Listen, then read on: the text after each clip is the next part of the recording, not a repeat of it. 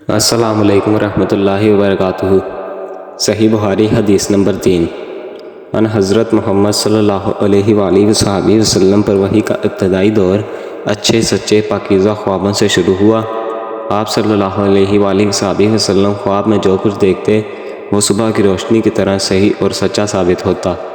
پھر من جانب قدرت آپ صلی اللہ علیہ وآلہ وصحبہ وسلم تنہائی پسند ہو گئے، اور آپ صلی اللہ علیہ وآلہ وصحبہ وسلم نے غار حرا میں خلوت نشین اختیار فرمائی، اور کئی دن اور رات وہاں مسلسل عبادت اور یاد الہی و ذکر و فکر میں مشغول رہتے۔ جب تک گھر آنے کو دل نہ چاہتا توشہ ہمراہ لیے وہاں رہتے۔ توشہ ختم ہونے پر ہی اہلیہ محترمہ حضرت ختیجہ رضی اللہ تعالیٰ عنہا کے پاس تشریف لاتے، اور کچھ توشہ ہمراہ لے کر بھی وہاں جا کر خلوت گزین ہو جاتے۔ یہی طریقہ جاری رہا یہاں تک کہ آپ صلی اللہ علیہ وآلہ وسلم پر حق منکشف ہو گیا، اور آپ غار حرا میں ہی قیام پذیر تھے کہ اچانک حضرت جبریل علیہ السلام آپ کے پاس حاضر ہوئے اور کہنے لگے کہ اے محمد پڑھو۔ آپ فرماتے ہیں کہ میں نے کہا میں پڑھنا نہیں جانتا۔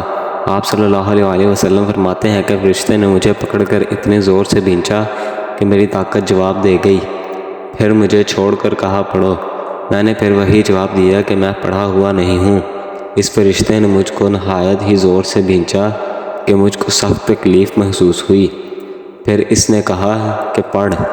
میں نے کہا کہ میں پڑھا ہوا نہیں ہوں۔ فرشتے نے تیسری بار مجھ کو پکڑا اور تیسری مرتبہ پھر مجھ کو بھینچا، پھر مجھے چھوڑ دیا اور کہنے لگا کہ پڑھو اپنے رب کی مدد سے، جس نے پیدا کیا اور انسان کو خون کی پھٹکی سے بنایا۔ پڑھو اور آپ کا رب بہت ہی مہربانیاں کرنے والا ہے۔ بس یہی آیتیں آپ حضرت جبریل علیہ السلام سے سن کر اس حال میں غار حرا سے واپس ہوئے کہ آپ کا دل اس انوکھے واقعہ سے کانپ رہا تھا۔ آپ حضرت ختیجہ رضی اللہ تعالیٰ عنہا کے ہاں تشریف لائے اور فرمایا مجھے کمبل اڑا دو، مجھے کمبل اڑا دو۔ لوگوں نے آپ صلی اللہ علیہ وآلہ وسلم کو کمبل اڑا دیا۔ جب آپ کا ڈر جاتا رہا تو آپ نے اپنی زوجہ محترمہ حضرت ختیجہ رضی اللہ تعالیٰ عنہا کو تفصیل کے ساتھ یہ واقعہ سنایا اور فرمانے لگے کہ مجھ کو اب اپنی جان کا خوف ہو گیا ہے۔ آپ صلی اللہ علیہ وآلہ وسلم کی اہلیہ محترمہ حضرت ختیجہ رضی اللہ تعالیٰ عنہا نے آپ کی ڈھارس بندھائی اور کہا کہ آپ کا خیال صحیح نہیں ہے، خدا کی قسم آپ کو اللہ کبھی رسوا نہیں کرے گا۔ آپ تو اخلاق فاضلہ کے مالک ہیں، آپ تو کنبہ پرور ہیں، بے کسوں کا بوجھ اپنے سر پر لیتے ہیں، مفلسوں کے لیے آپ کماتے ہیں، مہمان نوازی میں آپ بے مثال ہیں، اور مشکل وقت میں آپ امر حق کا ساتھ دیتے ہیں۔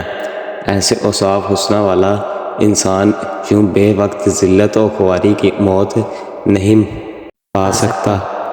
پھر مزید تسلی کے لیے حضرت ختیجہ رضی اللہ تعالیٰ عنہا آپ صلی اللہ علیہ وآلہ وسلم کو ورقہ بن نوفل کے پاس لے گئیں، جو ان کے چچا زاد بھائی تھے اور زمانہ جاہلیت میں نصرانی مذہب اختیار کر چکے تھے اور عبرانی زبان کے کاتب تھے۔ چنانچہ انجیل کو بھی حسب منشائے خداوندی عبرانی زبان میں لکھا کرتے تھے۔ انجیل سریانی زبان میں نازل ہوئی تھی، پھر اس کا ترجمہ عبرانی زبان میں ہوا۔ ورقہ اسی کو لکھتے تھے۔ وہ بہت بوڑھے ہو گئے تھے، یہاں تک کہ ان کی بینائی بھی رخصت ہو چکی تھی۔ حضرت ختیجہ رضی اللہ تعالیٰ عنہا نے ان کے سامنے آپ صلی اللہ علیہ وآلہ وسلم کے حالات بیان کیے اور کہا کہ اے چچا زاد بھائی، اپنے بھتیجے حضرت محمد صلی اللہ علیہ وآلہ وسلم کی زبانی ذرا ان کی کیفیت سن لیجئے۔ وہ بولے کہ بھتیجے آپ نے جو کچھ دیکھا ہے اس کی تفصیل سناؤ۔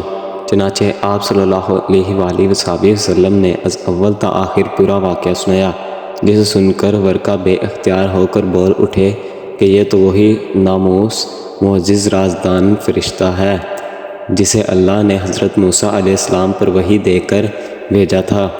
کاش کہ میں آپ کے اس عہد نبوت کے شروع ہونے پر جوان عمر ہوتا، کاش میں اس وقت تک زندہ رہتا جب کہ آپ کی قوم آپ کو اس شہر سے نکال دے گی۔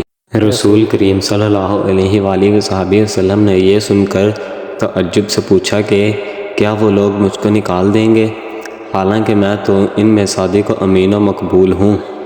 ورقہ بولا، ہاں یہ سب کچھ سچ ہے، مگر جو شخص بھی آپ کی طرح امر حق لے کر آیا، لوگ اس کے دشمن ہی ہو گئے ہیں۔ اگر مجھے آپ کی نبوت کا وہ زمانہ مل جائے تو میں آپ صلی اللہ علیہ وآلہ وصحبہ وسلم کی پوری مدد کروں گا۔ مگر ورقہ کچھ دنوں کے بعد انتقال کر گئے، پھر کچھ عرصہ تک وحی کی آمد موقوف رہی۔